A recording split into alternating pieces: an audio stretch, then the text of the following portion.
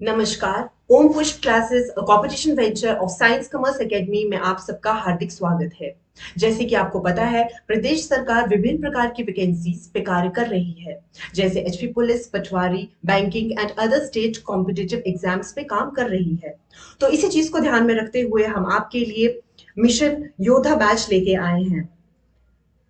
इस बैच में आपके लिए day by day HP police, पटवारी और अन्य श्रेणी के सभी बैंक्स के लिए प्रिपेयर कराया जाएगा। तो आइए आपको टॉपिक की ओर लेके चलते हैं। नाउन। जैसे कि आपको पता है, noun noun is the name of a person, place और थिंग और एक्शन। हमने बचपन में एक डेफिनेशन पढ़ी होगी नाउन। इसको हिंदी में नाउन को संज्ञा भी कहते हैं। जब हम बचपन में फिफ्थ क्लास में हमने डेफिनेशन पढ़ी थी संज्ञा की, किसी भी व्यक्ति, वस्तु, स्थान और एवं भाव को संज्ञा कहते हैं। वही डेफिनेशन अब एक नाउन की इंग्लिश में आ जाएगी। A noun is the name of a person, place, thing और action. The word think is use to mean anything that we can think of. अब जो द थिंग है, वो कोई भी चीज आ गई जिसके बारे में हम सोच सकते हैं। थिंक में आ जाएगा कोई भी आपकी फीलिंग होगी, एग्जाम्पल हेट्रेड, किसी से आपको नफरत है, लव एक्सेट्रा, ये सारी थिंग में आ गई, air etcetera. Now a noun is the name of a person, place, thing और एक्शन। जब हम पर्सन की बात करते हैं तो पर्सन में आ जाएगा राम, मोहन, सोहन एक्सेट्रा। प्लेस में आ जाएगा धर्मशाला। धर्मशाला इज अ प्लेस, तो ये भी एक नाउन आ गई, प्रॉपर नाउन आ गया ये। थिंग, अब थिंग में हम बात करेंगे, for example table, pen, chair etcetera. कोई भी चीज जो भी आपको राइट लेफ्ट दिख रही है, आप अगर क्लास में बैठे हो, that is also a noun. Action, अब एक्शन को हम हिंदी में बोलते हैं क्रिया। आपने बचपन में फिफ्थ क्लास में, सेवेंथ क्लास में पढ़ा होगा क्रिया। तो अब एक्शन आ गया, जैसे कि कोई डांस कर रहा है, हम जैसे बोलेंगे कि ही इज डांसिंग, तो वो आगे क्रिया, तो उसको एक्शन बोलेंगे, that is also called a noun. अब देखो बच्चों, नाउन की types, it has the following kinds. अब नाउन की फॉलोइंग काइंड्स होती है, 5 टाइप्स के नाउन होते हैं: proper noun, common noun, collective noun, material noun and abstract noun. Proper noun, proper noun जैसे कि नाम सजेस्ट करता है प्रॉपर, ये एक प्रॉपर फॉर्म में होगा। Proper noun is the name given to a particular person, place और थिंग। अब जब हम बात करेंगे प्रॉपर नाउन की, इसका ये मतलब है कि जब किसी भी चीज का हम पर्टिकुलर नेम है, प्लेस है या फिर थिंग है, उसको हम प्रॉपर नाउन बोलेंगे। अब एग्जाम्पल के तौर पे Subhash Chandra Bose was a famous leader. Subhash Chandra Bose, अब ये एक व्यक्ति का नाम है, तो ये आ जाएगा proper noun.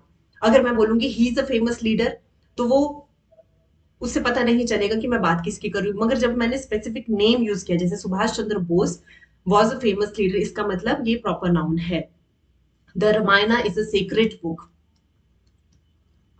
The Ramayana is a secret book. अब हिंदूज की जो सीक्रेट बुक है वो रामायणा है, इसकी जगह द बाइबल भी आ सकता है। The Bible is a secret book, या फिर Quran is a secret book. ये सारे जो आ जाएंगे, ये इसको बोलेंगे हम प्रॉपर नाउन। थर्ड आ जाएगा, Agra is known as the city of Taj. Agra को सिटी ऑफ ताज कहा जाता है। अब आगरा जो है वो सिटी का नाम है, तो ये प्रॉपर प्रॉपर फॉर्म में है, तो इसको हम प्रॉपर नाउन बोलेंगे। ताज, अब इसका कंपैरिजन किया है ताज के साथ, तो ये भी प्रॉपर नाउन आ गया, ये भी नेम सजेस्ट कर रहा है, तो फिर ये आ जाएगा प्रॉपर नाउन। सिटी आ जाएगा कॉमन नाउन, क्योंकि सिटी कोई से भी हो सकती है। बट अगर हम बोल रहे हैं Agra is known as a city of Taj, तो आगरा इज प्रॉपर नाउन। अब इसमें एक रूल है, proper noun is always written in capital letters. A proper noun is always written in capital letters, इसका ये मतलब है कि प्रॉपर नाउन, जो भी प्रॉपर नाउन होंगे वो सारे हम कैपिटल लेटर्स में लिखते हैं। अब यहाँ पे आप देखो, सुभाष चंद्र बोस में हमने सुभाष को हमने कैपिटल लेटर्स में लिखा है। आपके मम्मी पापा ने आपको कुछ भी नाम दिया है, राम, राम, सोहन, मोहन, दिनेश एक्सेट्रा, ये सारे आ जाएंगे proper noun. The Ramayana, books के नाम, जितने भी बुक्स के नाम आ जाएंगे वो सारे कैपिटल लेटर्स में होंगे etcetera. The next one is the common noun.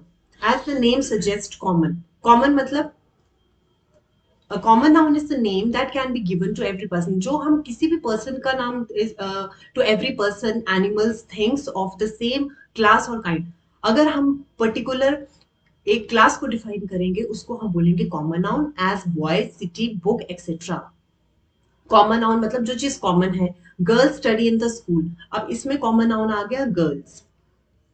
Study in the school, school भी कॉमन नाउन आ गया. अगर मैं स्कूल का नाम लूंगी जैसे Delhi public school, Delhi public school, तो ये आ जाएगा प्रॉपर नाउन.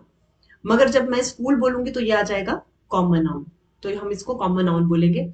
गर्ल्स आ जाएगा कॉमन नाउन. मगर अगर जब मैं गर्ल का नेम बोलूंगी तो वो आ जाएगा proper noun. Raj reads a book, Raj is a proper noun, हमने अभी पीछे पढ़ा, तो राज आ गया प्रॉपर नाउन और बुक आ गई कॉमन नाउन. अब बुक कोई भी हो सकती है, मगर जब अगर स्पेसिफाई करेगा कि राज इज रीडिंग बाइबल तो वो आ जाएगा प्रॉपर नाउन. बुक जो आ गई वो कॉमन नाउन आ गई. ही बॉट अ टॉय, उसने टॉय खरीदा. अब टॉय इसमें मेंशन नहीं किया कि उसने टॉय में क्या खरीदा. उसने अगर किसी बच्चे ने सॉफ्ट टॉयज खरीदे, कोई भी, अगर उसने बैट खरीदा है, हार्ड टॉय ले लिया, अगर उसने बैट लिया है या फिर डॉल खरीदी है तो फिर वो आ जाएगा प्रॉपर नाउन. और अगर उसने सिंपल, अगर जैसे इसमें टॉय लिखा है तो वो आ जाएगा common noun. Collective noun, as the name suggest collection. अब कलेक्टिव नाउन का क्या मतलब होता है, किसी चीज को हम कलेक्ट करके रख रहे हैं. अगर हम माइंड में हम इस चीज को ले, कलेक्ट मतलब आप किसी चीज को इकट्ठा कर रहे हो, that is called as a collective noun. अब इसकी डेफिनेशन क्या है, a collective noun is the name given to a number of person और thing together and spoken as a whole, group और कलेक्शन. और हम इसको स्पोकन एज अ होल, हम इसको एक कलेक्शन में हम इसका इकट्ठे नाम लेंगे, या फिर हम इसको ग्रुप्स में इसका नाम लिया जाता है, या फिर एक कलेक्शन में बंच में इसका चीज का नाम लिया जाता है. जैसे example, mob, crowd, army.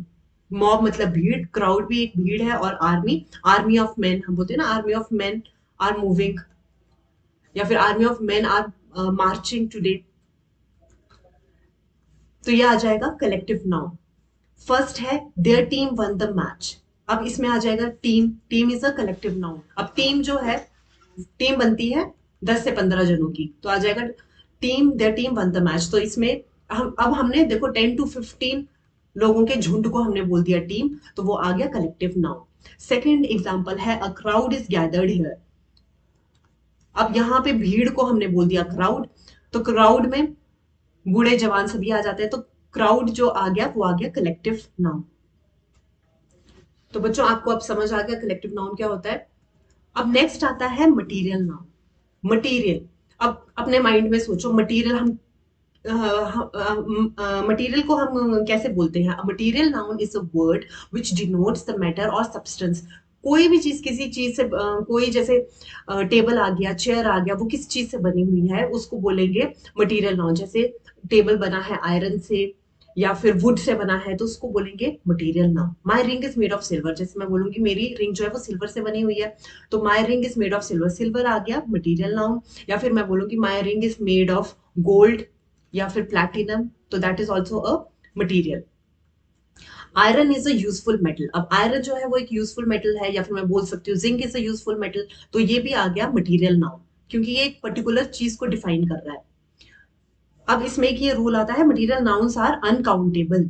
Uncountable मतलब हम उसको काउंट नहीं कर सकते. काउंटेबल का मतलब होता है उसकी हम गिनती कर सकते हैं, एक से लेके इन्फिनिटी तक, कहीं तक भी.